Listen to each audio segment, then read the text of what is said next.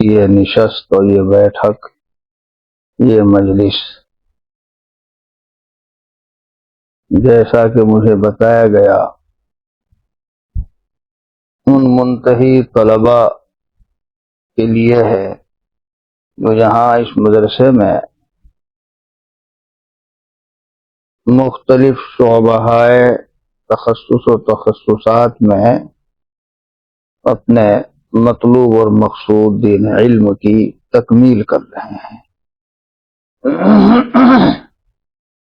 کون کون سے شعبے کے لوگ ہوں گے؟ یہ تفسیر کی ہے تو تکمیل تفسیر، افتاء، تحفظ شریعت اور تجوید القرآن۔ اچھا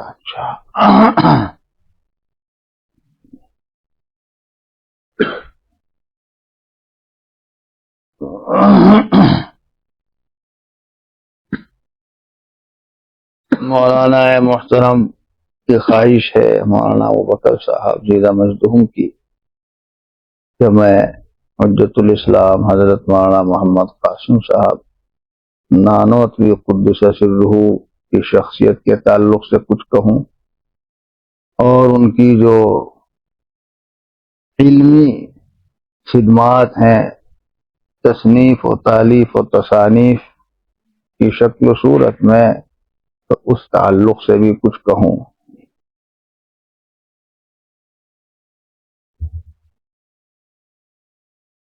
جہاں تک حضرت کی شخصیت کی بات ہے تو حضرت کی شخصیت تو علماء دیوبند میں ایک امام کی حیثیت سے مسلم ہے،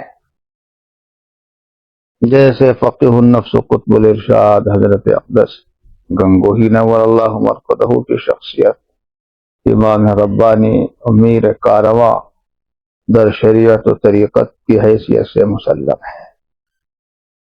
حضرت اقدس گنگوہی قدس سرہ کا مزاج و مذاق اور شغل و اشتغال اور زیادہ اعتناء منقولات سے رہا۔ یہ نہیں کہ معقولات میں کوئی کمی تھی، شغل و اشتغال اور اعتناء منقولات سے رہا، حدیث اور فقہ خاص طور سے، ورنہ آپ بھی تمام علوم نقلیہ و عقلیہ کے ایک جامع امام تھے۔ اور حضرت اقدس مولانا نانوتوی قدس سرہ کا شغل و اشتغال اور اعتناء معقولات سے زیادہ رہا علوم عقلیہ سے، ورنہ حضرت بھی علوم نقلیہ و عقلیہ کے جامع تھے اور تمام میں یکساں مہارت تھی۔ اور کسی کی بات کیا نقل کی جائے، خود ان دونوں کا آپس میں ایک دوسرے کے تعلق سے کیا تبصرہ تھا۔ حضرت نانوتوی قدس سرہ غایت درجہ متواضع تھے اور شہرت سے بھاگتے تھے، عجیب مزاج و مذاق تھا۔ یعنی تین قسم کے لوگ ہو سکتے ہیں۔ پہلی قسم تو وہ جو یہ چاہتے ہوں کہ ہمارا نام ہو، ہماری شہرت ہو، چار دانگ عالم میں ہم مشہور ہو جائیں، لوگ ہماری عزت کریں، ہماری چاہت ہو، لوگوں کے قلوب مسخر ہو جائیں۔ کمثلی اکثری مولوی زمانی نہ حالا، جیسے آج کل ہمارے اکثر فضلا بعضے کہا کرتے ہیں، ارے یار 4-5 سال ہو گئے کچھ لکھا ہی نہیں، کچھ تو لکھنا چاہیے۔ دیکھو انہوں نے 2-3 کتابیں لکھی اور ماشاءاللہ مشہور ہو گئے۔ یہ مزاج و مذاق، انا للہ ثم انا للہ ثم انا للہ۔ بھائی تم لوگ اپنے کو قاسمی کہتے ہو، قاسمی تو صرف دارالعلوم کا جو فارغ ہوتا ہے وہ لکھتا ہے، ایک وہ اصطلاح ہے، اور میں ہر فارغ التحصیل کو قاسمی کہتا ہوں۔ مراد یہ میری اصطلاح ہے اپنی، جب کسی عنوان سے بات کرنی ہوتی ہے تو میں سب کو قاسمی کہتا ہے، یعنی فارغ التحصیل مولوی اور فاضل۔ تو خاص طور سے جہاں قاسمی سامنے ہوتے ہیں تو ان سے کہہ دیتا ہوں کہ تم لوگ کدھر سے قاسمی ہو گئے؟ آگے سے، پیچھے سے، دائیں سے، بائیں سے، اوپر سے، نیچے سے، اندر سے، باہر سے، ظاہر میں، باطن میں، علم میں، عمل میں، تقوی میں، تم کس ادا میں قاسم ہو؟ تمہیں کیا مناسبت ہے حضرت مولانا محمد قاسم نانوتوی قدس الروح سے؟ کچھ تو مناسبت نہیں. ان کا مزاج و مذاق یہ تھا اور تمہارا مزاج و مذاق یہ ہے. ان کا مزاج و مذاق یہ تھا. پھر تو پکڑتا ہوں، للکارتا ہوں. حیدرآباد میں مسجد تین پوش، وہاں نظام رکھا گیا. مولوی عبد القوی صاحب نے بہت پہلے بلایا تھا. ایک نشست رکھی گئی قاسمی فضلا کی، اور یہ شکایت مجھ سے کی گئی کہ حضرت یہ لوگ پڑھ کے آتے ہیں اور بس سعودی عرب چلے جاتے ہیں، یہاں کوئی رکنا نہیں چاہتا. تھوڑا سا ان کو کچھ نصیحت کی جائے تو 1.5-2 گھنٹے کی نصیحت اور للکارا تھا اور بتایا تھا. اللہ کے بندو اس نسبت کی تو لاج رکھو. اور میں نے کہا مجھے یہ نہ کہنا کہ حضرت قاسمی کا مطلب تو یہ ہوتا ہے جو دارالعلوم سے فارغ ہو. میں الکلام علی اسلوب الحکیم کر رہا ہوں. یہ سند تو کہیں نہیں پڑھی. الجواب علی اسلوب الحکیم تو پڑھا ہوگا. مختصر المعانی میں معانی بیان بدی یہ ایجاد بندہ ہے. الکلام علی اسلوب الحکیم، الکلام علی اسلوب الحکیم کے تحت کہتا ہوں آخر تمہاری نسبت حضرت کی ذات میں لفظ قاسمی تو آیا، کچھ تو لاج رکھو. یہاں تو مجھے وہ بات نہیں کہنی. کہنا یہ ہے کس قدر تواضع تھی، کیسی فنائیت تھی. اوفو، نہ پڑھانے کے لیے تیار ہوتے تھے، نہ امامت کے لیے تیار ہوتے تھے، نہ خطابت کے لیے تیار ہوتے تھے. جتنا جو کچھ کیا کرنا پڑا، شرعی تقاضے اور تقاضوں کے تحت کیا حضرت نے، ورنہ کسی کے لیے آمادہ نہیں ہو. عجیب مزاج و مذاق تھا. بھائی جو کتابیں لکھی، جب یہاں دیکھا کہ پنڈت دیانند سرسوتی ہندو مت کی اشاعت کے لیے کوششیں کر رہا ہے، اور اسی طرح سے وہ تھا ایک پادری فنڈر، کیا نام تھا اس کا، حضرت مولانا رحمت اللہ صاحب تو ہجرت کر کے مکہ مکرمہ تشریف لے گئے تھے، تو رد عیسائیت میں حضرت کا تو بہت اونچا مقام تھا. وہ چلے گئے تو ان کی جگہ حضرت اقدس نانوتوی قدس الروح نے لی. اور پھر ان دونوں چیزوں کے رد کے تعلق سے حضرت کو میدان میں آنا پڑا. مناظرے بھی کیے، کتابیں بھی لکھی، سب کچھ کیا، مگر اس ضرورت شرعیہ کے تحت کیا. شرعی ضرورت جب آن پڑی اور پھر تو سب کچھ کیا. ماشاءاللہ بہت کچھ کر گئے. ورنہ تو بھائی یوں فرماتے تھے کہ صوفیوں میں تو بدنام ہوں ہی، یہ مولویت کا بھی دھبا لگا ہوا ہے. ورنہ تو ہاں اس لیے قدم پھونک پھونک کر رکھنے پڑتے ہیں، ورنہ تو اپنے کو ایسا مٹاتا کہ مشت خاک قاسم کو بھی کوئی نہ پہچانتا. یہ ہیں حضرت مولانا نانوتوی قدس. یہ متن پہلے کبھی سنا پڑھا تو ہوگا. صوفیوں میں تو بدنام ہوں ہی، کہ مولوی کہیں ہے علم کا دھبا لگا ہوا ہے. 2 روایتیں، مولویت کا دھبا لگا ہوا ہے، اس لیے قدم پھونک پھونک کر رکھنے پڑتے ہیں. ورنہ اپنے کو ایسا مٹاتا کہ مشت خاک قاسم کو بھی کوئی نہ پہچانتا. تو جس شخصیت و ذات کا مزاج و مذاق یہ ہو تو اس سے نسبت رکھنے والوں کا مزاج اس کے بالکل برعکس ہو. اپنی تشہیر، اپنا اشتہار، اظہار، مظاہرہ، 2 لفظ لکھ دیے تو چاہے ہم مشہور ہو جائیں، 2 بات کہہ دی تو ہماری شہرت ہو جائے، ہم ایسے کام کریں جس سے لوگ ہمیں جان لیں. یہ تو غیرت کے خلاف ہے. اس کی لاج رکھنی چاہیے نا بھائی، شخصیت کی نسبت کی. اور بھائی یہی وجہ تھی. اب تو اسے ڈھک دو، بعد میں لیں گے، بعد میں گھر کو رکھ دو. جب سفر فرماتے تھے تو جو رفیق سفر ہوتا ان کو یہ ہدایت تھی. یہ بتاؤ کتنی دیر کی گنجائش ہے؟ کہیں بھوک لگ جائے گی ان کو تو پھر مجھے کوسیں گے. نہیں آپ کے کھانے کا انتظام ہو گیا؟ میں 1 بجے تک بات کر سکتا ہوں، اور کم کہیں گے تو کم کر لوں گا. 12:30 12:30 ہیں وہ مناسب ہے. بس ختم تو کر رات دوں میں گا. مغرب کے بعد انشاءاللہ بیٹھیں گے. تو ہدایت یہ تھی کہ پوچھنے پر نام بتایا جائے خورشید حسن یا خورشید احمد. ایسے پوچھے کہاں کے؟ کہا الہ آباد. الیاذ باللہ حضرت جھوٹ بولتے تھے، جھوٹ بلواتے تھے. ارے نہیں حضرت جھوٹ بولیں گے، جھوٹ بلوانا گے، واہ پھر تو کوئی بات ہی نہیں رہے گی.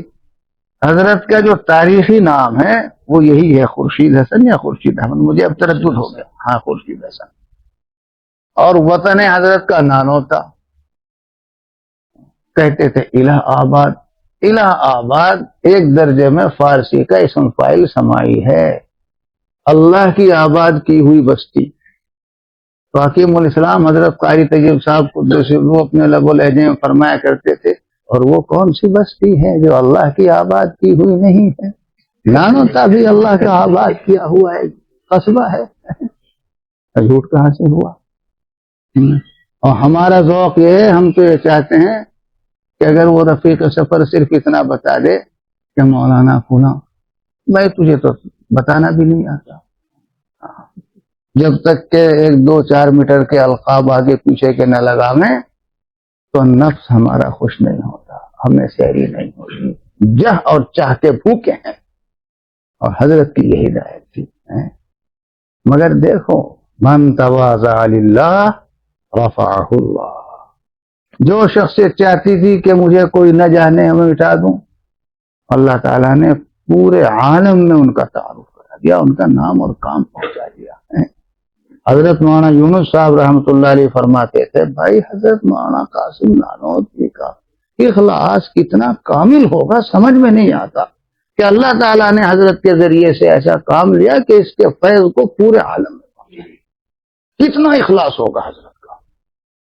اخلاصی کی تو بات ہے کہ چھوٹی سی بستی میں مدرسہ قائم کر رہے ہیں.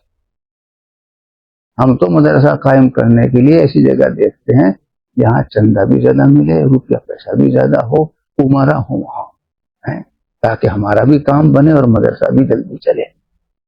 دیوبند کا دیوبند یہ چھوٹا سا گاؤں، چھوٹا سا بالکل، آج تو اللہ تعالیٰ نے اسے پوری دنیا میں مشہور کر دیا. لیکن حضرت ایسی جگہ بیٹھے کہ اس گاؤں کو بھی نہیں جانتا تھا، لیکن اخلاص کیسا کامل تھا. دیکھو اللہ تعالیٰ نے کیسا فیض پہنچایا. بات کیا تھی اصل؟ وہ جو مزاج و مذاق میں کہہ رہا تھا اس کی بنیاد پر خود بیعت بھی کرنے کے روادار نہیں تھے. اگر کوئی بیعت ہونا چاہتا تو بھیج دیتے تھے حضرت مولانا گنگوہی قدس سرہ کے یہاں. اگر کوئی مسئلہ معلوم کرتا تو بھیج دیتے تھے حضرت مولانا رشید احمد صاحب گنگوہی کے یہاں. اور مجھے کچھ نہیں آتا، وہاں جاؤ مولوی رشید صاحب کے ہاں ان سے پوچھو. ایک مرتبہ حضرت مولانا گنگوہی نور اللہ مرقدہ نے ایسا کوئی تبصرہ سن کے فرمایا، ہاں ہمیں 2-4 مسائل یاد ہو گئے. ہاں تو حضرت نانوتوی نے فرمایا کہ جاؤ، مجتہد بنے بیٹھے ہیں اور انہیں اپنا پتہ ہی نہیں. حضرت گنگوہی قدس سرہ کو جب یہ تبصرہ پہنچا تو فرمایا، ہمیں 2-4 مسائل یاد ہو گئے تو ہم مجتہد ہو گئے اور خود امام بنے بیٹھے ہیں اور اپنا پتہ نہیں. اور دونوں کی بات 16 آنا پورتی سچی ہے. دونوں ایسی شان کے ہیں، وہ بھی امام اور مجتہد ہیں حضرت گنگوہی قدس سرہ، اور حضرت نانوتوی قدس سرہ کی شان بھی امامت فی العلوم اور اجتہاد فی العلوم کی ہے. بس دائرہ کار خدمت کا الگ الگ ہے. بھائی جیسے ہمارے اسلاف پہلے گزرے، کسی نے حدیث کو لے لیا، اس کا اشتغال ہے، روایت حدیث کا اشتغال ہے. علماء حجاز میں یہ بات تھی، اور فقہاء عراق، علماء عراق میں تخریج مسائل ہے، استنباط مسائل ہے، فقہ وغیرہ کا اشتغال زیادہ ہے، لیکن یہ معنی نہیں ہے کہ یہ حضرات حدیث نہیں جانتے تھے اور ان کو فقہ نہیں آتا تھا. یہ تو اشتغال کا فرق ہوتا ہے. حضرت نانوتوی قدس سرہ بھی فقہ و تفقہ کے امام تھے جیسے حضرت گنگوہی، اور حضرت گنگوہی قدس سرہ بھی معقولات کے امام تھے جیسے حضرت نانوتوی. حضرت کے جو فتاوی ابھی سامنے آئے ہیں باقیات فتاوی رشیدیہ، اس میں عقائد سے متعلق اور ایمانیات سے متعلق جو حضرت کے فتوے ہیں انہیں آپ پڑھیں گے تو اندازہ ہو جائے گا. طریق تعبیر بھی منطقیانہ اور فلسفیانہ ہے حضرت گنگوہی قدس سرہ کے یہاں، اور حضرت نانوتوی قدس سرہ چونکہ ان فرقوں سے واسطہ رہا اور مقصد یہاں اسلام اور مذہب اسلام کی حقانیت کا اثبات براہین عقلیہ بدلائل عقلیہ تھا، تو حضرت کا زیادہ شغل و اشتغال معقولات سے رہا اور اس میں اسی چیز کی ضرورت تھی، ورنہ دونوں حضرات دونوں میں ماہر ہیں. حضرت مناظرے کے لیے جا رہے ہیں، مناظرہ لکھ لیا، کہیں بغیر لکھے بھی، اور تقریر فرما رہے ہیں، وہ تقریر شائع ہو گئی. وہ حضرت کی کتابیں ہیں، اور کتابیں بھی کیسے لکھی؟ قلم برداشتہ. حضرت نانوتوی قدس سرہ کے پاس یہ بڑے کتب خانے نہیں تھے، صرف 3 کتابیں تھیں، قرآن پاک، بخاری شریف اور مثنوی شریف. اور نقل نہیں کرتے تھے جب کچھ لکھنا ہوتا تھا. بھائی ہم لوگ تو 10-20 کتابیں سامنے رکھیں گے تو قال فلان کذا فی کتاب کذا کذا ذکر فلان کذا، اور یہ بھی ہر ایک کو نہیں آتا. اتنا بھی آ جائے تو غنیمت ہے. تو قلم ہے، کاغذ ہے، از دل خیزد اور بر صفحات ریزد. اور یہاں کہاں سے آتا تھا؟ وہاں سے آتا تھا. اور جب تک وہاں سے نہ آئے اور قلب اور دل علوم و معارف کا منبع اور سرچشمہ اور کان نہ بن جائے تو کتابوں کی ورق گردانی کی کوئی خاص کام نہیں آتی. ٹامک تو یہی مارتا رہتا ہے آدمی شاہ ولی اللہ کے الفاظ میں، یخبط خبط عشوا او یرکب متن عمدا. بس وہ لکھ رہے ہیں، اور کیا لکھ رہے ہیں؟ کیا پوچھو کیا لکھ رہے ہیں؟ وہ لکھ رہے ہیں کبھی کبھی تو حضرت کو کہنا پڑتا ہے، اور یہ نہ دیکھنا کہ کون کہہ رہا ہے، یہ دیکھنا کہ کیا کہہ رہا ہے. اور کہتے ہیں یہ نہ دیکھنا کہ پہلو نے یہ بات کہی یا نہ کہی، اس بندے حیشمندہ قاسم کو کہ کیا کہہ رہا ہے یہ دیکھنا. اور بعض جگہ تو فلاسفہ کے مسلمات کو رد کر دیا. فلاسفہ کے مسلمات، حکما کے مسلمات، آب حیات میں کئی جگہ ایسا ہی کر رکھا ہے. حکما اور فلاسفہ اس بات کے قائل ہیں کہ کم جو ہوتا ہے، کم ایک کم اور کیف جو اعراض اتصال میں سے کم بالذات قابل تقسیم ہوتا ہے، کیف نہیں. حضرت نے اس پر بھی رد کیا ہے اور یہ کہا کہ محکمہ فلاسفہ کی نظر یہاں تک گئی اس لیے انہوں نے ایسا کہا، ورنہ صحیح بات یہ ہے. ایک اور جگہ مجھے یاد آئی، میں نے بہت پہلے کا دیکھا ہوا ہے لیکن کبھی کبھی نقل کرتا ہوں تو یاد رہتا ہے. حکما و فلاسفہ اس بات کے قائل ہیں اور مسلم ہے ان کے یہاں کہ فوقیت کا منشأ انتزاع فوق ہوتا ہے، وہاں سے سمجھی جاتی ہے، اور تحتیت کا منشأ انتزاع تحت ہوتا ہے. حضرت نانوتوی قدس سرہ سمجھاتے سمجھاتے سمجھاتے اس جگہ تک جب پہنچے تو وہاں لکھا کہ حضرت کے تو الفاظ بہت عمیق و دقیق ہوتے ہیں، جس کا آسان اردو یہ ہے کہ اب سمجھ میں آ گیا ہوگا کہ فوقیت کا منشأ انتزاع تحت ہے اور تحتیت کا منشأ انتزاع فوق ہے. فلاسفہ کی نظر چونکہ یہاں تک پہنچ کے رک گئی، آگے نہیں بڑھی، اس لیے انہوں نے یہ بات کہی. بظاہر تو حضرت کی بات الٹی لگ رہی ہے مگر سیدھی ہے، مگر وہ سیدھی والی تقریر مجھے بھی یاد نہیں اس وقت، ہاں بات صاف ہے، آب حیات میں ہے جی۔ ایسے ہی حکما و فلاسفہ لازم کی 3 قسمیں کرتے ہیں، لازم ماہیت، لازم ذات، لازم وجود خارجی اور لازم وجود ذہنی۔ حضرت نے یہاں بھی ان سے اختلاف کیا ہے اور اختلاف کرتے ہوئے صرف 2 قسمیں بتائی ہیں۔ مجھے یہ نہیں یاد کہ وہ 2 قسمیں کیا بتائی، ایک قسم کا بالکل سرے سے انکار کر دیا ہے۔ حضرت نانوتوی قدس روحی کی بات 16 آنا پورت کی سچی ہے۔ میں یہ بتا رہا ہوں کہ حضرت کی شان کے عالم ہے، کی شان کے عالم ہے حضرت۔ فقہ اور تفقہ کا کمال بتاؤں، یہی تصفیۃ العقائد۔ اس میں اصل میں تو یہ سر سید کی جب تکفیر کا فتویٰ شائع ہو گیا، اور تکفیر کا جو فتویٰ شائع ہوا تھا وہ اس لیے نہیں شائع ہوا تھا کہ سر سید نے مسلم یونیورسٹی علی گڑھ قائم کر دی، بلکہ اس نے تفسیر لکھی تھی اور اس تفسیر میں ضروریات دین کا انکار کیا تھا، گو بتاویل انکار کیا ہو، مگر ضروریات دین میں تعویل بھی جائز نہیں، معول بھی کافر ہے۔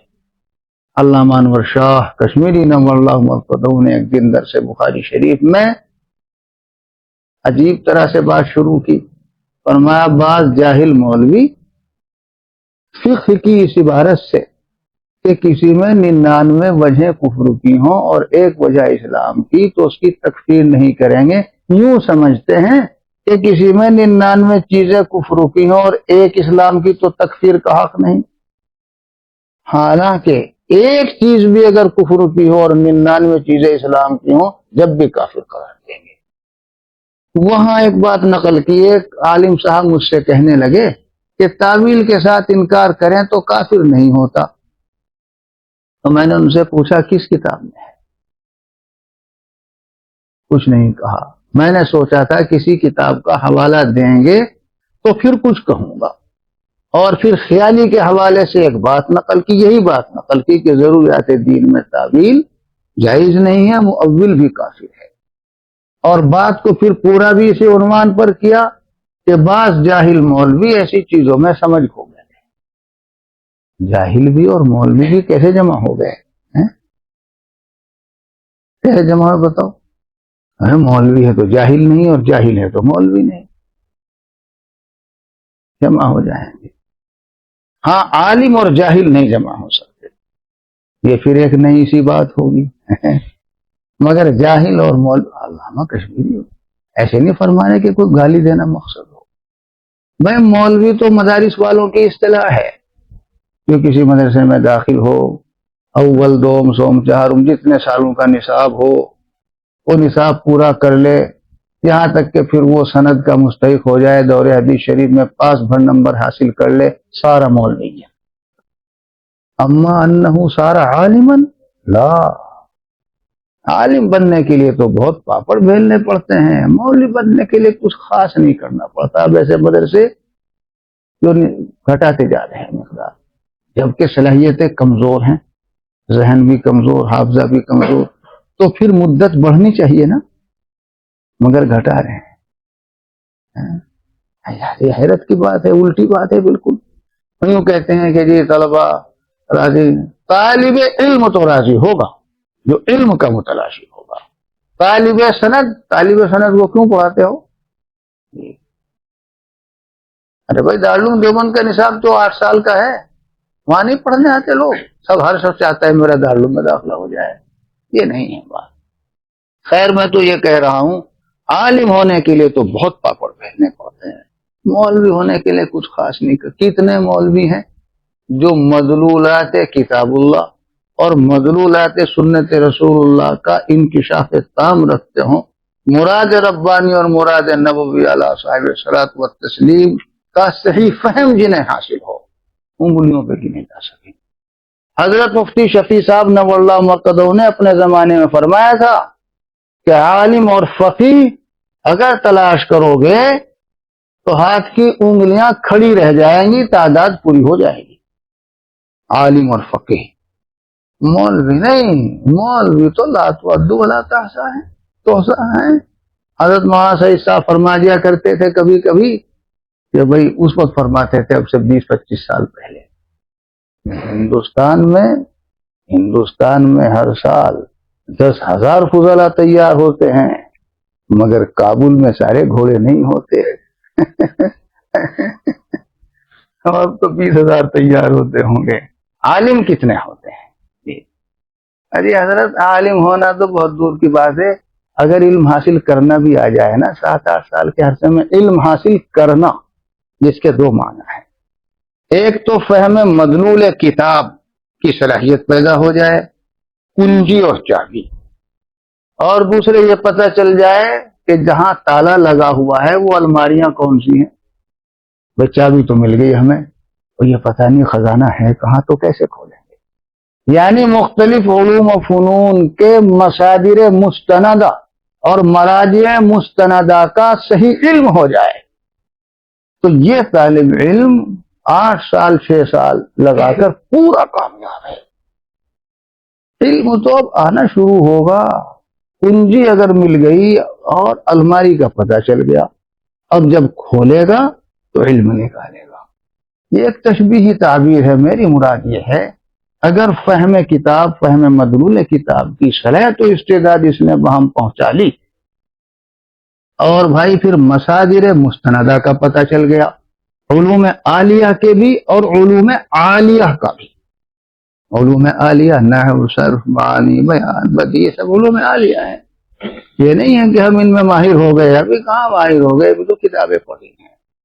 علم تو جب آئے گا، علوم تو جب آئے گا جب آپ اس علم فن کی متعدد کتابیں مختصر، متوسط، مفصل بالاستیعاب مطالعہ کرنے لگ جائیں گے تب علم آئے گا. ایسا علم میں نے حضرت مولانا نعمت اللہ صاحب کا دیکھا، چاہے علم علوم عالیہ میں سے ہو چاہے علوم عالیہ میں سے ہو. اور ایسا استحضار دیکھا غضب کا کہ کہیں نہیں دیکھا. حضرت مولانا نعمت اللہ صاحب سے میں نے تعارف کرایا حضرت مولانا یونس صاحب رحمۃ اللہ علیہ سے.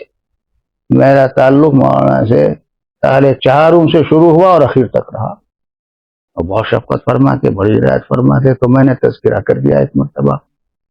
مولانا سعید صاحب کا تذکرہ تھا. میں نے کہا حضرت دارالعلوم میں ایک چھپے رستم اور بھی ہیں. بھائی وہ کون ہے؟ میں نے کہا حضرت مولانا نعمت اللہ صاحب حاضر. اچھا بھائی. پھر تو یہ تھا کہ حضرت مولانا یونس صاحب جب دارالعلوم تشریف لاتے تھے تو مولانا کو بلاتے تھے، اور حضرت مولانا ایسے متواضع بیٹھ جاتے کہ جیسے کچھ بھی نہ جانتے ہوں. بہت متاثر تھے مولانا یونس صاحب. مولانا یونس صاحب کسی کے علم سے متاثر ہو جائیں، بڑے بڑے لوگوں کے علم سے متاثر نہیں تھے. پڑھاتے پڑھاتے سبق کبھی کبھی تو یہ بھی کہہ جاتے تھے ہمارے حضرت شیخ نے یہ لکھا ہے مگر بندے کی رائے یہ ہے. بالکل. وہاں تو بالکل مولانا یونس صاحب تدریس میں گویا کہ غیر مقلد تھے. تدریس میں ویسے نہ کہہ دینا بھائی. ہاں، پڑھانے میں وہ کسی کی تقلید نہیں کرتے تھے. بس پلہ بھاری رکھتے تھے تو حافظ ابن حجر کا. ہاں، ان کو چچا کہتے تھے، کیا کہتے تھے. لیکن کہیں حافظ ابن حجر عسقلانی کے بھی بہت سی ان کی تحقیقات پر حضرت شیخ کے استدراکات ہیں اور کافی ہیں. اس لیے اس میں کسی کے مقابلے حضرت شیخ کو بھی وہ کر دیتے تھے بھائی یہ رائے میری یہ رائے. تو حضرت مولانا نعمت اللہ صاحب کے علم سے متاثر تھے. ایک مرتبہ میں نے دیکھا کہ نعمت المنعم رکھی ہے حضرت مولانا یونس صاحب کے ڈیسک پر. میں نے کہا حضرت آپ کے پاس پہنچ گئی یہ کتاب؟ ہاں بھائی پہنچ گئی. بھائی مولانا نعمت اللہ کا علم حدیث تو بہت اونچا ہے، بہت بڑا ہوا ہے، اور طلبہ کچھ بھی نہیں سمجھتے. بے دال کے بودم طلبہ کیا جانے. حضرت مولانا نے میرے سامنے فرمایا، بلاتے تھے مولانا بیٹھ جاتے تھے، ایسے بہت اونچا بات ہے. تو میں یہ کہہ رہا ہوں ایسا استحضار میں نے حضرت مولانا نعمت اللہ صاحب کا دیکھا. اگر اتنی صلاحیت ہو گئی اور مصادر مستندہ کا پتہ چل گیا. علوم عالیہ تو اصل میں ذریعہ اور وسیلہ ہیں، مقاصد تو فقہ، حدیث، تفسیر. اصل شغل و اشتغال ان کا رکھنا ہے تو ان کے مصادر مستندہ کا بھی تو پتہ ہونا چاہیے. بھائی کون سی کتاب دیکھیں؟ کتابیں تو بہت ہیں، اور کتابیں سب دیکھ بھی نہیں سکتا آدمی. تو یہ تو اپنے جو اساتذہ ہوتے ہیں محقق جنہیں پتہ ہے ان سے پھر رہنمائی حاصل کرے اور پھر لگے، تب جا کے پھر وہ آگے اسے کچھ مراد ربانی مراد نبوی کا پتہ چلنا شروع ہوگا۔ میں کہہ رہا ہوں کہ وہ جاہل اور مولوی کہہ دیا تو آپ پریشان نہ ہو کہ اجتماع نقیضین تو ہم نے پڑھا تھا محال ہے، یہ کیسے؟ ہاں جاہل حضرت نے عالم کے مقابلے میں بولا ہے، مولوی کے مقابلے میں نہیں بولا، تو بات بالکل سچی کہی ہے۔ بات اصل کیا تھی؟ میں جو اصل بات کر رہا تھا حضرت اقدس مولانا سر سید، تو سر سید نے ضروریات کہا جنت کچھ نہیں ہے، جہنم کچھ نہیں ہے، ملائکہ کچھ نہیں ہے، جنات کچھ نہیں ہے، یہ تعویل کی ہے ان میں سب چیزوں میں اور بھی چیزوں میں۔ تو پھر اس کی بنیاد پر اصولی بات تھی، فنی علمی اعتبار سے جو ضروریات دین کا بالتعویل بھی منکر ہو، اگر مثلا جیسے فرقہ باطنیہ الصلاۃ کا مطلب یہ نہیں ہے، الزکوٰۃ کا وہ مطلب نہیں ہے، صوم کا وہ مطلب نہیں ہے، حج کا وہ مطلب نہیں ہے، تو ظاہر بات ہے کہ ان کا ایمان سے کچھ لینا دینا نہیں۔ تو تمام علم کلام کے متکلمین نے اس کی تصحیح کی، ضروریات دین کی کے انکار کی بنیاد پر ان کی تکفیر کی تھی۔ تو انہوں نے دوستانہ شکایت کی تھی حضرت مولانا محمد قاسم صاحب نانوتوی قدس سے۔ سر سید حضرت نانوتوی کی بہت عظمت قلب میں رکھتا تھا، ان کے انتقال پر بھی یہ کہا تھا کہ ایسا شخص چلا گیا، ایسا نقصان ہوا اور ایسا ہوا اور ایسے لوگ پہلے پیدا ہوئے، مانتا تھا وہ۔ تو اس میں وہی کہا تھا کہ مجھے بتایا جائے آخر کس بنیاد پہ گویا میرے تو عقائد وہ ہیں اور میں تو ایسا ہوں اور ویسا ہوں۔ وہ خط بھی ہے، بھی چھپ گیا ہے، حاکم فخر الاسلام نے چھاپ دیا ہے۔ غالب کے اشعار سے شروع کیا تھا، حضرت ناصح جو آمیں دید او دل فرش راہ، کوئی مجھ کو ہم کو یہ تو بتلا دو کہ سمجھا لیں گے کیا، اگر کیا ناصح نے اچھا قید ہم کو یوں سہی، یہ جنون عشق کے انداز چھٹ جائیں گے کیا۔ اگر کچھ میری کوئی اصلاح کرنا چاہے گا، میں تو صحیح سمجھا ہوا ہوں، میں کیسے مان لوں گا، یہ کہہ بھی دیا۔ اور غالب نے تو اپنے تخیل میں پھر آگے کی بات بھی کہی ہے۔ پتہ نہیں آپ لوگ کو اردو کا ذوق ہے یا نہیں، عربی کا تو ہوگا تو ممکن ہے ہو، ایسو ہو مجلات والی عربی یا اصل قدیم عربی، کتاب و سنت والی عربی ہے۔ آج وہاں تیغو کفن باندھے ہوئے جاتا ہوں میں، عذر میرے قتل کرنے میں وہ اب لانے گے۔ ہمارے اکابر سب چیزوں سے اعتنا رکھتے تھے۔ شیخ الہند قدس سرہ کے یہاں ایک مرتبہ غالب کا شاگرد تھا تفتہ، وہ آ گیا۔ حضرت شیخ الہند قدس سرہ نے اپنے تلامذہ کو کئی گھنٹے ان کے ساتھ اسی میں مشغول رکھا تاکہ اردو ادب کا ذوق پیدا ہو۔ ہاں، اور میں ایک مرتبہ حضرت مفتی اور یہ کہا کہ بھائی ان سے اردو سیکھو، لکھا ہوا ہے باقاعدہ۔ میں ایک مرتبہ جلال آباد سے حضرت مفتی صاحب رحمۃ اللہ علیہ کی خدمت میں حاضر ہوا، آتا رہتا تھا۔ مولانا ابراہیم صاحب نے بتایا، حضرت مفتی محمود صاحب، حضرت مفتی محمود حسن صاحب گنگوہی نور اللہ مرکزو میرے استاد ہیں، اور چونکہ چھتہ مسجد میں 3 سال میں نے نماز بھی پڑھائی، مفتی احمد صاحب خانپوری وغیرہ، مفتی فاروق صاحب وغیرہ اعتکاف میں آتے تھے، کوئی ایک تعلیم ساتھ ہوتا تھا، وہ کبھی مفتی احمد صاحب کے ساتھ تو آیا کرتے تھے، تعارف تو وہی سے ہے۔ تو حضرت مفتی صاحب تو میرے استاد ہیں، رشبہ پوری، اور کبھی کبھی اچھا ہمارے امام صاحب اللہ تعالیٰ ہماری نمازیں قبول فرمائے، مان کا فرماتے زوردار۔ اور جب بھی میں جاتا تو پوچھتے کون کون سی کتابیں ہیں، میں بتاتا اتنی ساری کتابیں، میں نے کہا حضرت پڑھا رہا ہوں تو دعا فرما دیجیے۔ اور میں آیا، بینائی تو چلی گئی تھی اخیر میں، مولانا ابراہیم صاحب نے بتایا، تو فرمانے لگے اوہ ارے بھائی میں تو پتہ نہیں کہاں بھٹکا ہوا تھا، کہاں پہنچا ہوا تھا، غالب کے اشعار گنگنا رہا تھا، گرچہ ہے طرز تغافل پردہ دار راز عشق، پر ہم ایسے کھوئے جاتے ہیں کہ وہ پا جائے۔ مفتی صاحب جب میں غالب کے اشعار دہرا رہا تھا اندر اس میں بھٹکا ہوا تھا، تو میں نے پڑھ دیا تو کیا ہوا۔ تب حضرت نانوتوی قدس سرہ نے اس خط کے جواب میں، یہ خط کا جواب ہے تصفیۃ العقائد، لیکن حضرت کا جواب اور حضرت کا متن اور حضرت کی تعبیرات، یہ فیصلہ کرنا مشکل ہے کہ کہاں تو حضرت نانوتوی قدس الروح نے سر سید کی تصویر کی ہے اور کہاں تخفیہ کیا ہے اور تغلیق کی ہے، یعنی اصلاح کی ہے، کچھ پتہ نہیں چلتا۔ یہ تو اللہ تعالی حکیم فخر الاسلام صاحب کو جزائے خیر دے، انہوں نے کافی کچھ دال دلیا کر دیا ہے۔ میں نے لکھا بھی ہے اس میں کہ کتاب تو غیر مخدوم تھی، اتنی خدمت سے بھی فاضل اگر اب محنت سے پڑھے دیکھے گا تو انشاءاللہ اسے کچھ نہ کچھ سمجھ میں آئے گا، ورنہ کچھ پتہ نہیں چلتا تھا۔ میرے پاس تو یہ کتاب تعلیمی کے زمانے سے تھی، پڑھا بھی تھا، بہرحال کتاب ایسی تھی۔ تو حضرت نانوتوی قدس الروح نے پھر یہی بات دکھلائی تھی تثبیت العقائد میں۔ تو میں کیا اصل کیا بات کہہ رہا تھا؟ حضرت نانوتوی قدس الروح پھر اس کتاب میں ایک جگہ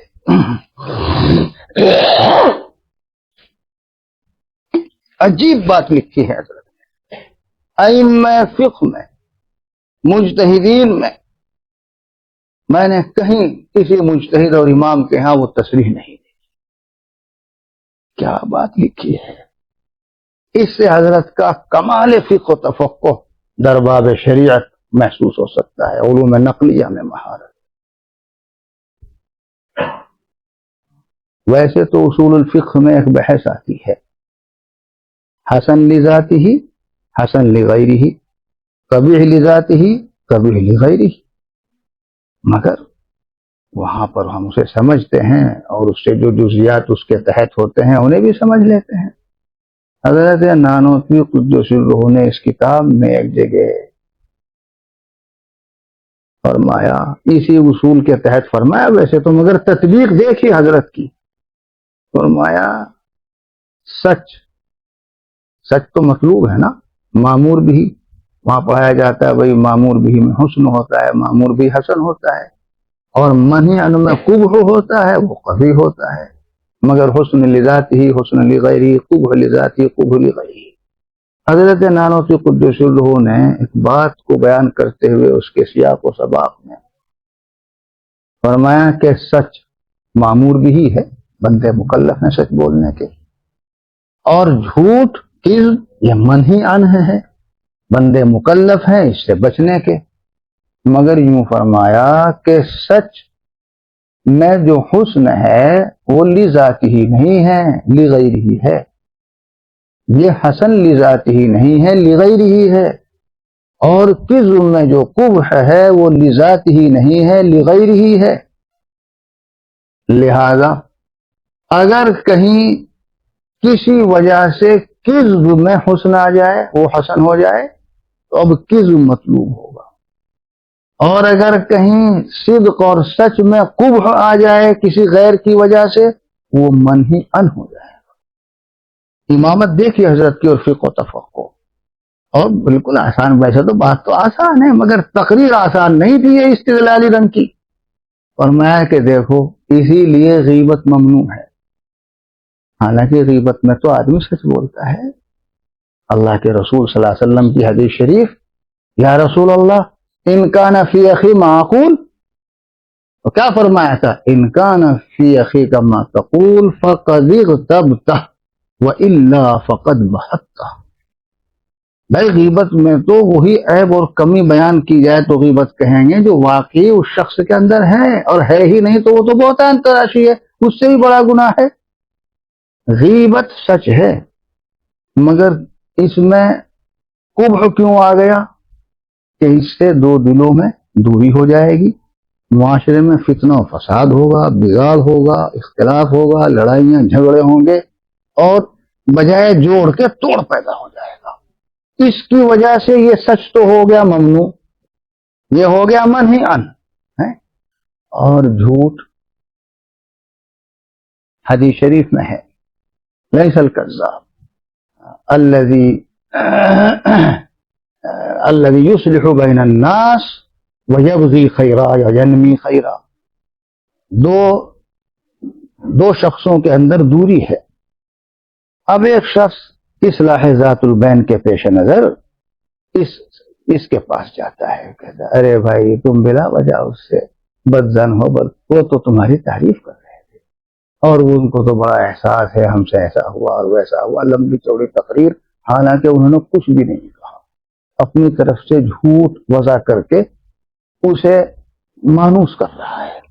ایسے ہی ادھر اس کے پاس جاتا ہے اور وہاں بھی ساری تقریر جھوٹی کرتا ہے۔ حدیث شریف میں خود ہے کہ اس مقصد خیر کے پیش نظر اگر کوئی شخص واقعے کے خلاف بھی بات کر رہا ہے تو وہ جھوٹا نہیں ہے، تو گویا یہ کذب یہ حسن ہو گیا، معمول بھی ہو گیا، کیوں؟ دو دلوں کو جوڑنے کے لیے۔ یہ تقریر حضرت نانوتوی قدس روح کے فقہ و تفقہ کو نہیں بتاتی، آسان ہے۔ اور وہ پتہ نہیں کوئی یوں کہتے تھے، ویسے میرے علم میں جزیات تو نہیں ہے کہ بیوی کو خوش کرنے کے لیے بھی جھوٹ بول سکتے ہیں، میرے علم میں جزیہ نہیں۔ ہمارے ایک خاص عزیز، یہ تو نہیں بتاؤں گا کون، وہ جب جوڑا خرید کے لاتے تھے تو ہوتا 150 روپے کا، تو بیوی کو بتاتے 300 کا اور اس کا نقطہ یہ بتایا کرتے تھے، اس کا نقطہ یہ بتایا کرتے تھے بیوی کو خوش کرنے کے لیے تو جھوٹ بولنا چاہیے۔ تو خیر یہ جزیہ تو میرے علم میں نہیں ہے، مگر وہ تو بالکل بنص حدیث ہے، دونوں چیزیں بنص حدیث ہے۔ جب میں تزکیۃ العقائد کو دیکھ رہا تھا اصلاح و نظر ثانی کی میں یہاں پہنچا، میں ٹھٹک کے رہ گیا، پڑھا پھر حضرت نانوتوی کے فقہ و تفقہ اور کمال فقہ و تفقہ کا، یہ تو میں نے کہا ہمیں کہیں فقہا اور مجتہدین کے یہاں بھی نہیں ملی یہ تقریر اس نوع کی۔ دیکھو تطبیق اور تخریج وہی تو کر سکتا ہے جس میں فقہ و تفقہ ہو۔ تو حضرت نانوتوی قدس روح کا اعتناء معقولات سے تو اس لیے رہا کہ اس کی ضرورت تھی، اور جتنی چیزوں کی ضرورت تھی، حضرت کی جتنی کتابیں ہیں، ویسے تو کتابیں تو حضرت نے ایسی لکھ دی مولوی صاحب کہ میں تو حضرت کی کتابوں کے تعلق سے وہ شعر پڑھ کے کبھی افتاء والوں کو بتا دیا کرتا ہوں جب کبھی موقع ہوتا ہے کہ حضرت کی کتابوں کی شان یہ ہے کہ ان کتابوں کے مطالعے سے انہیں سمجھ کر پڑھ لینے والا بغیر کسی خاص فرقے کے موقف اور اس تعلق سے رد اور تردید کی تقریر پڑھے اور سمجھے بغیر بھی وہ ہر فرقے کا رد کر سکتا ہے۔ کہ باہر رنگے کے خواہی جامہ می پوش من انداز قدت رامی شناسم، سب کی تردید کر سکتا ہے، یہودیت کی بھی، عیسائیت کی بھی، ہندو مت کی بھی، شیعیت کی بھی، اور رفض کی بھی، اور اخراج خروج کی بھی، اور مجسمہ کی بھی۔ حضرت نے جو اصول و قواعد بنیادی باتیں ان کتابوں میں بیان کی ہیں ان کو جب سمجھ لے گا تو سب کی تردید کر دے گا۔ بھائی حضرت کی کتابیں ہندو مت کے رد پر ہیں تو ہے ہی، عیسائیت کے رد میں بھی ہیں، شیعیت کے رد میں بھی ہیں، اور مثبت انداز میں حضرت نے تقریر دل پذیر میں تو پورا علم کلام جدید طور پر جدید علم کلام گویا مدون و مرتب کر دیا ہے، تھوڑا سا رہ گیا تکمیل نہیں ہو سکی۔ یہ شان ہے حضرت کی کتابوں کی۔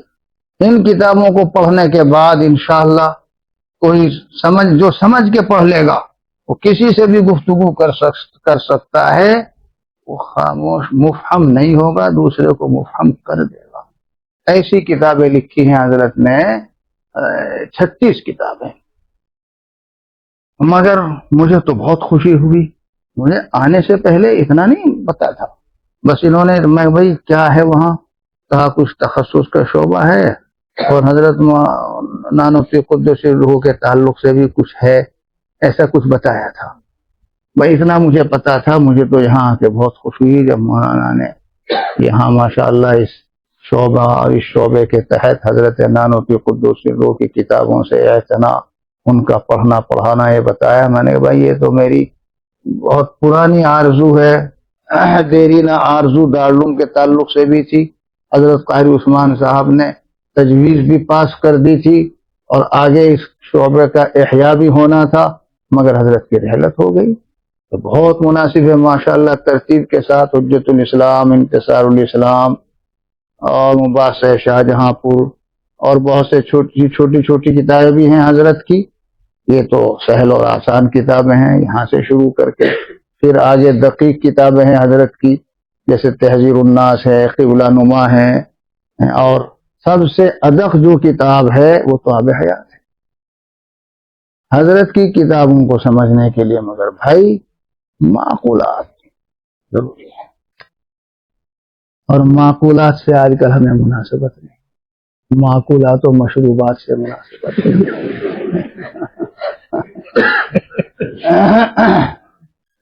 میں نے الحمدللہ سب دیکھی، بازی بالاستیاب دیکھی ہیں، بازی بالاستیاب تو نہیں دیکھ سکا، سب سے آخر میں آب حیات دیکھی۔ کون سے زمانے سے پڑھنی شروع؟ ہدایت النعم کے زمانے سے۔ وہ کیسے پڑھنی شروع کی، یہ ذوق مجھے میرے والد مرحوم سے گویا کہ ورثے میں ملا۔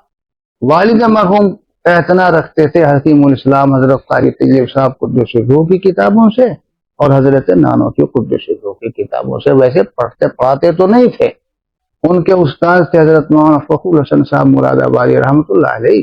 والد مرحوم ہمارے مولانا مدراسی صاحب، مفتی شکیل سیتا پوری، مولانا جمیل چکروڑوی ان کے ساتھی ہیں۔ مولانا سمیع اللہ صاحب جو گونڈے کے ہیں ان کے سے دوستانہ تعلق تھا، کیونکہ وہ بہت قابل آدمی تھے تو والد صاحب کا پہلے سے تعلق تھا۔ تو مولانا فخر الحسن صاحب نے، ہمارے دادا جان تنہا تھے اور پیشہ کاشتکاری کا تھا، تو یوں فرما دیا تھا والد مرحوم سے کہ بھائی وہ ابا تنہا ہیں، آپ تو انہیں کی خدمت میں لگ جاؤ۔ تو پڑھنے پڑھانے کا ضابطے میں تو تعلق نہیں رہا، مگر مطالعہ کبھی نہیں چھوٹا۔ مطالعہ ایسے اور اتنا کرتے تھے۔ جب تو کاشتکاری تھی تو وہاں میں نے حجت الاسلام، انتصار الاسلام، مباحث شاہجہاں پور یہ دیکھی، اب دیکھی تو اٹھا کے میں بھی دیکھنے لگتا تھا۔ ایک مرتبہ جو سنا ہی نہیں، جب آپ نے پوچھ لیا، میرا ہدایت النحو کا سال تھا اور عمر ہوگی ہماری اس وقت 13 سال، حافظ ہوئے تھے 11 سال میں، پھر آگے فارسی وغیرہ 13 نہیں 14 ہوگی۔ میں حجت الاسلام دیکھ رہا تھا، وہاں ایک تحقیق حضرت نانوتوی قدس سرہ کی جو پڑھی اور والد مرحوم سے میں نے ذکر کیا تو انہیں تعجب ہوا، کہنے بھائی تو سمجھ گیا اسے؟ میں نے کہا سمجھ میں تو یہی آیا۔ پھر انہوں نے دیکھا کہ ہاں بات تو یہی ہے، تو کوئی بات نہیں، بات آئی گئی ہو گئی۔ پھر میں دارالعلوم میں پہنچا تو جلالین شریف کا سال رہا ہوگا میرا، حضرت مولانا سعید صاحب پانپور سے ذکر کر دیا، مولانا ماننے کو تیار نہیں تھے۔ میں نے کہا حضرت یہی لکھا ہے۔ اچھا میں دیکھوں گا۔ من عرف نفسہ فقد عرف ربہ، حجت الاسلام نے حضرت نانوتوی کی کتابوں کی تشریح پہلے ایک کاتب تھے، شاید اشتیاق نام تھا ان کا، انہوں نے کی، حجت الاسلام کی بھی کی ہے، انتصار الاسلام کی۔ مولانا اشتیاق وہ مشہور تھا، والد صاحب بتاتے تھے کہ وہ سمجھتے ہیں، وہ کاتب تھے، ویسے دارالعلوم میں کو پڑھاتے نہیں تھے، تو اس میں تشریح ہے من عرف نفسہ فقد عرف ربہ۔ میں کسی فاضل سے پوچھ لیتا ہوں تو وہی سرسری اور سچی بات، جیسے آپ لوگوں نے اہل السنہ والجماعہ، حدیث کے ماننے والے اور صحابہ کے ماننے والے، وہی بتاتا ہے۔ میں نے بھائی بتائیے اس میں کیا کہا گیا ہے؟ تو ترجمہ میں ترجمہ کرو، کہا جس نے اپنے آپ کو پہچانا وہ اپنے رب کو پہچان لے گا۔ میں نے کہا بتاؤ کون موقوف ہے کون موقوف علیہ؟ تو تھوڑا تأمل کر کے، اور شرط اور جزا ہے چونکہ، یہی بتائیں گے بھائی جزا تو شرط پر موقوف ہوتی ہے نا۔ کہتے ہیں کہ معرفت رب معرفت نفس پر موقوف ہے۔ ہاں میں نے کہا اس سے آگے تم اور کیا بڑھو گے؟ اس سے آگے بڑھ ہی نہیں سکتے۔ حضرت مولانا سعید صاحب پرانپوری بھی اسی میں اٹکے ہوئے تھے اور اٹک گئے تھے، یہ بتاؤ شرط اور جزا میں کون موقوف ہوتا ہے کون موقوف علیہ؟ میں سمجھ گیا کیوں کہہ رہے ہیں۔ میں نے کہا حضرت مگر جزا کچھ اور ہے۔ میں نے نکال کے بتایا، چپ ہو گئے۔ یہی سمجھتے ہو نا من عرف نفسہ فقد عرف ربہ، اگر پڑھ لی ہوگی وہ کتاب تو پھر تو یہ نہیں سمجھو گے۔ معرفت نفس موقوف ہے اور معرفت رب موقوف علیہ ہے۔ میں ہدایت النحو کا علم تھا، مگر وہ سب کتاب سمجھ کے میں کہہ رہا تھا مولانا اشتیاق صاحب نے شرح کر کے سمجھا رکھا، مثال دے کے سمجھا رکھا ہے، تو نہ سمجھنے کی کیا بات تھی؟ معرفت رب یہ موقوف علیہ ہے اور معرفت نفس موقوف ہے. فرق سمجھے؟ جو شخص پہلے والی بات سمجھتا ہے اس کا مطلب تو یہ ہے کہ بندہ جب اپنے آپ کو پہچان لے گا تب اپنے رب کو پہچان سکتا ہے، اور اگر اپنے کو نہ پہچانا تو رب کو کیا پہچانے گا؟ نہیں پہچان سکتا. یہ تو پہلی بات ہے.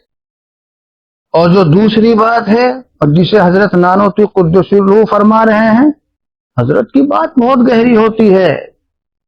معرفت نفس اسے حاصل ہوگی جسے اپنے رب کی معرفت حاصل ہو چکی ہو. معرفت رب کے بغیر بندہ اپنے آپ کو نہیں پہچان سکتا. بات بظاہر یہ الٹی سی لگتی ہے، وہ سیدھی سی لگتی ہے. سیدھی یہی ہے، سیدھی یہی ہے. میں ایک مثال تو اپنی دوں خانہ ذات دیجاد بندہ، اور ایک وہاں کی مثال دوں جو مولانا اشتیاق صاحب نے دے رکھی ہے.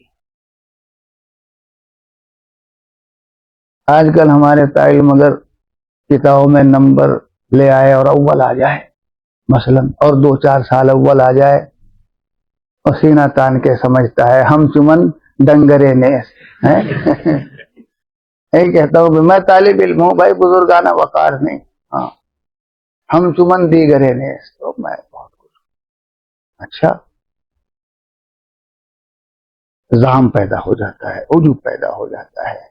کیوں؟ اس لیے کہ وہ برساتی مینڈک ہے، اور برساتی مینڈکوں کو دیکھ رہا ہے جن کی ٹانگ کے نیچے اتنا سا پانی ہے. اپنے اکابر کو پڑھ، حضرت نانوتوی کو پڑھ، حضرت تھانوی کو پڑھ، حضرت گنگوہی کو پڑھ، شیخ الہند کو پڑھ، علامہ کشمیری کو پڑھ. انہیں پڑھ اور پھر اپنے آپ کو دیکھ. اوہو، میں تو کچھ بھی نہیں ہوں.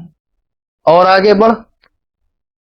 ارے بھائی، جنہیں پڑھ کے یہ حضرات ایسے بنے ذرا ان کو پڑھ. امام ابو حنیفہ رحمہ اللہ کو دیکھ، امام مالک کو دیکھ، امام شافعی کو دیکھ. اچھا وہاں نہیں تو امام بخاری، امام مسلم، ائمہ حدیث کو دیکھ، فقہاء مجتہدین کو دیکھ، مفسرین شارحین حدیث کو دیکھ. انہیں پڑھ. جب ان کا کمال علمی تو سمجھ لے گا تو تجھے سمجھ میں آئے گی اپنے علم کی حقیقت. کیا کہے گا میں تو کچھ بھی نہیں. اپنی پہچان تجھے جب ہوگی جب تم ان کو پہچان لے گا تو اپنا وجود معمولی سا نظر آئے گا.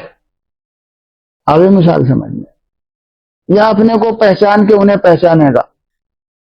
اپنے کو پہچان کے انہیں نہیں، سفر ادھر سے شروع ہوگا جب ان کی معرفت حاصل ہو جائے گی، اور ان کا علم اور ان کا کمال علم ہے کہ وہ تو علوم کے بحر ناپیدا کنار ہیں. میں تو کچھ بھی نہیں ہوں، گردے پا بھی نہیں ہوں. تب تجھے اپنی حیثیت کا پتہ چلے گا. مولانا اشتیاق صاحب نے وہاں مثال دی ہے، ایک کنکری ہے معمولی سی، اور لکھ لکھ میدان میں جس کی کوئی تھا نہیں وہاں پڑی ہوئی ہے. جب وہ کنکری اس میدان کا تصور کرتی ہے کہ جس کے طول و عرض کی کوئی تھا نہیں ہے، پھر اپنا وجود دیکھتی ہے، میں تو کچھ بھی نہیں ہوں. یہی وجہ ہے ہمارے اہل اللہ جو اہل معرفت ہوتے ہیں ان سے جو یہ بات منقول ہے کہ بھائی ہم تو کچھ بھی نہیں. کیوں؟ پہلے تو وہ تیز نہیں، بلکہ میں سیدھا کہتا ہوں، ذات باری تعالی کے کمال ذات و کمال صفات کا انہیں ایسا استحضار رہتا ہے تو پھر وہ اپنے کو سمجھیں گے کیا اور ہیں ہی کیا. ہر چیز انہیں اپنی بالکل ایک معمولی نظر آتی ہے. تو کہا کہ پھر اس میں یوں کیوں کہا گیا؟ یوں کہا جاتا کہ من عرف ربہ فقد فعرف نفسہ. لفظ قد نے سب بتا دیا، مگر ہم قد کے بغیر آگے بڑھتے ہیں، اس لیے ہمارا قد صحیح نہیں ہوتا. ہاں بھائی، اس کا ترجمہ ہی صحیح نہیں کر رہے ہو. تو اس کا ترجمہ ہے کہ جس نے اپنے آپ کو پہچان لیا وہ تو یقیناً وہ اپنے رب کو پہچان چکا ہے. اس لیے کہ موقوف کا پایا جانا موقوف علیہ کے پائے جانے کی پختہ دلیل ہے. اب تم لوگ اتنے بیٹھے ہوئے ہو، مجھے یقین ہے کہ تمہارے والدین تھے یا ہیں، حالانکہ میں تمہارے والدین کو نہیں دیکھا، اور والدین نہ ہوتے تو یہ اولاد کہاں سے آئی؟ یہ جو اس وقت روشنی ہو رہی ہے یہ خود اس بات کی دلیل ہے کہ دن ہے، اثر مؤثر کو بتاتا ہے۔ موقوف کا وجود اس بات کی پکی دلیل ہے کہ موقوف علیہ ہے۔ ہم اگر کہیں دھواں اٹھتا ہوا دیکھ لیں، آگ جلتی ہوئی نہیں دیکھیں گے، مگر ہمیں یقین ہو جائے گا کہ آگ ہے یا تھی۔ حضرت نے اس میں جو بات کہی گئی ہے وہ بالکل صحیح ہے، ترجمہ صحیح نہیں کر رہے تو یہ تو شرط و جزا ہے، ہاں، مگر جزا اس کی وہ نہیں جیسے آپ سمجھ رہے ہیں۔ من عرف فی نفسہ فمقول فی حقہ قد عرف ربہ، جو اپنے نفس کو پہچان چکا اس کے متعلق پختگی کے ساتھ یہ کہا جائے گا کہ وہ اپنے رب کو پہچان چکا ہے، اس لیے کہ اگر رب کو نہ پہچانتا اپنی معرفت حاصل ہی نہ ہوتی۔ سمجھ میں آتی ہے بات؟ نہیں، بعضوں کو شبہ ہے کچھ کہ ہم نے تو بہت جگہ یہ پڑھا اور قرآن پاک میں ہے وفی انفسکم افلا تبصرون، اور یہ بھی ہے کہ مخلوق سے خالق کا پتہ چلتا ہے، وہ اور بات ہے، وہ بھی صحیح ہے اپنی جگہ، وہ بھی اپنی جگہ صحیح ہے کہ مصنوع سے صانع کو سمجھتے ہیں اور پہچانتے ہیں۔ یہ یہاں کچھ اور کہا جا رہا ہے، وہ کچھ اور بات ہے۔ یہ حضرت نانوتوی قدس روح کے حجت الاسلام نے، جہاں تک مجھے یاد پڑتا ہے، اب نہیں دیکھا، میں نے بہت پہلے دیکھا تھا۔ اور حضرت نانوتوی کی بات ہمارے حضرت مولانا سعید صاحب نے ایک کتاب کی شرح و تشریح کی ہے، کیا مقتدی پر قرأت فاتحہ واجب ہے، نظر سے گزری ابھی نہیں گزری۔ حضرت نے ایک جگہ مسئلے کی تقریر کی ہے اور وہاں لفظ منفرد ہے،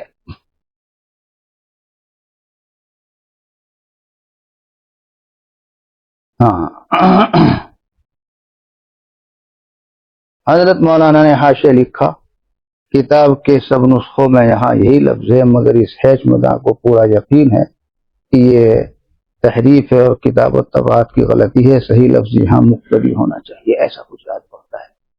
میرا دور حدیث شریف کا سال تھا جب حضرت مولانا قرأت فاتحہ خلف الامام کو سمجھا بتا رہے تھے، تشریح کر رہے تھے، پھر حوالہ دیا، تو میں نے حضرت مولانا سے گھر جا کے بات کی۔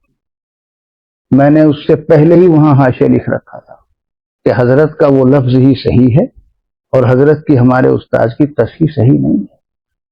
مولانا کو میں نے سمجھایا اور پھر میں نے کہا حضرت شیخ القدس سرہ نے بھی راہ الادلہ میں اسی طرح سے تشریح کر رکھی ہے، اور حضرت شیخ الدین حضرت کے علوم کے امین ہیں، اور ان کی یہ شان دیکھنی ہو حضرت نانوتوی قدس سرہ کے علوم کے حامل و امین و بکمال حامل و امین ہونے کی، تو راہ الادلہ سے تو کم، لیکن جہد المقل فی تنزیہ المعز والمذل سے جو امکان کذب اور امتناع نظیر پر حضرت کی تصنیف بے مثال تصنیف ہے، اس سے سمجھ میں آتی ہے۔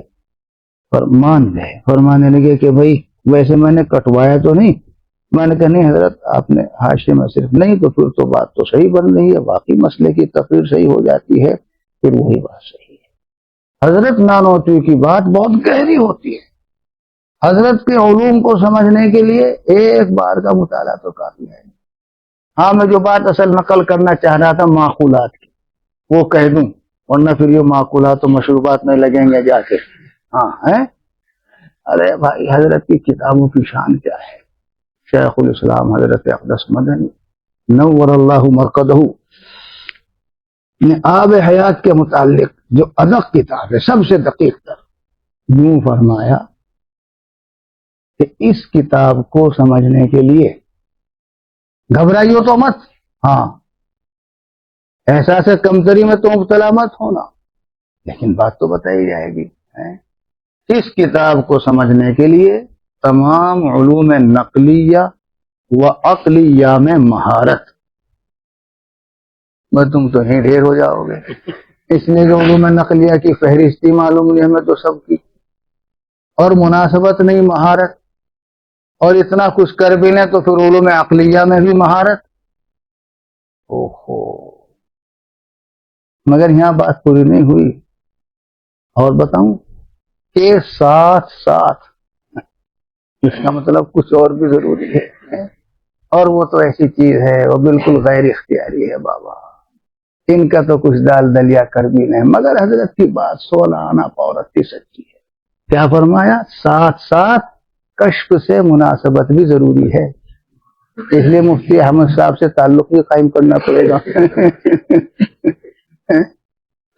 وہ بات کی تکمیل تو ہو گئی بس نہیں، شروع ہوئی تھی کہ 3 ہاں، وہ قسم تو کے لوگ ہیں، وہیں سے شروع ہوئی تھی۔ 3 قسم کے لوگ ہیں، ایک طالب شہرت، اب 2 چیزیں اس میں باقی رہ رہی ہیں۔ او ہاں حضرت مختصر نہیں، بس یہاں بھی کہہ دوں، اور حضرت تھانوی قدس سیرتہ فرماتے تھے بھائی اپنے دادا کی کتابیں وہ صحیح سمجھتا ہے قاری طیب صاحب اللہ علیہ، اور کبھی کبھی تو یوں فرما دیا کہ جب مجھے سمجھ میں نہیں آتی کون کہتا تھا؟ حضرت تھانوی قدس سیرتہ، تو میں تو اپنے دل کو یوں تسلی دے لیتا ہوں کہ اور جگہ سے استفادہ کر لوں گا۔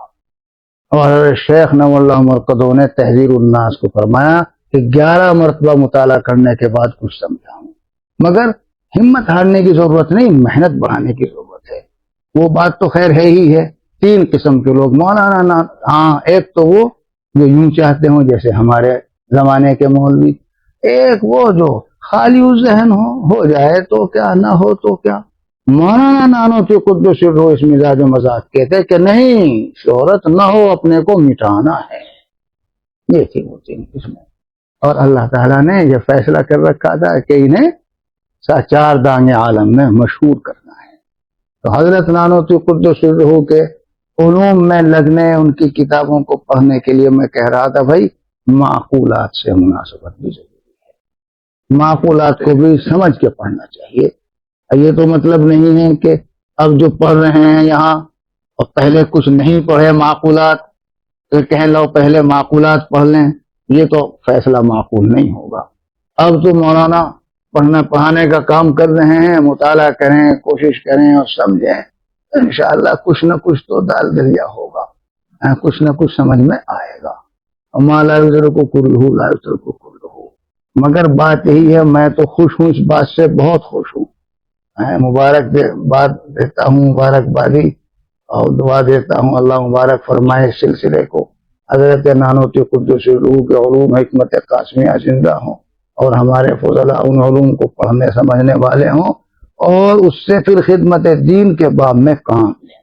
حضرت نانوتوی کی کتابیں پڑھ کے ہر فرقہ باطل اور اس کے لوگوں کا انسان رد کر سکتا ہے، اور دین کی اور مسائل منقولہ کی لمیات کو سمجھ سکتا ہے، ان کی علمیات، لمیات، حکم، اسرار اور رموز۔ حضرت نانوتوی قدس سرہ نے محسوس مثال میں اس معنوی حقائق کو پیکر محسوس بنا کے دکھلا دیا۔ شاہ ولی اللہ قدس سرہ کا رنگ دوسرا ہے، وہ نظریاتی طور سے سمجھاتے ہیں، حضرت حصی مثالوں سے سمجھا دیتے ہیں۔ بس بات چونکہ وقت بھی پورا ہو گیا ہے، یہ موضوع تو ایسا ہے، یہ بات تو پوری نہیں ہو سکتی، کچھ موقع رہے گا دیکھ لوں گا مغرب بعد۔ اللہ تعالیٰ آپ لوگوں کے فہم میں برکت دے، صلاحیتوں میں اللہ تعالیٰ استحکام دے، مضبوطی دے، ترقی دے۔ خدا کرے علوم نانوتوی آپ لوگوں کو سمجھ میں آویں اور علوم نانوتوی زندہ ہوں، بس آمین یا رب العالمین۔ تو سبحان